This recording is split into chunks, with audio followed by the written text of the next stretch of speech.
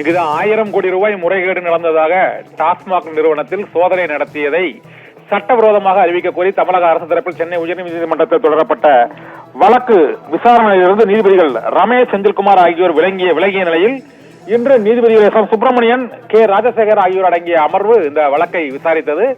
அந்த விசாரணையின் போது அமலாக்கத்துறை தரப்பில் அந்த சோதனை தொடர்பான பதில் மனு தாக்கல் செய்யப்பட்டது. தமிழக அரசு தரப்பில் 60 மணி நேரம் டாஸ்மாக் அலுவலகத்தில் சோதனை நடத்தி பெண் அதிகாரிகளையும் சிறைப்படுத்தினார்கள் என்று வாதம் முன்வைக்கப்பட்டது. ஆனால் இரவில் சோதனை அமலாக்கத்துறை மட்டும்தான் நடத்துகிறதா என்று நீதிபதிகளும் கேள்வி எழுப்பினர்.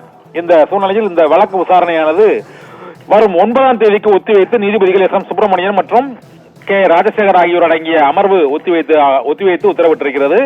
அமலாக்கத்துறை தாக்கல் செய்த பதில்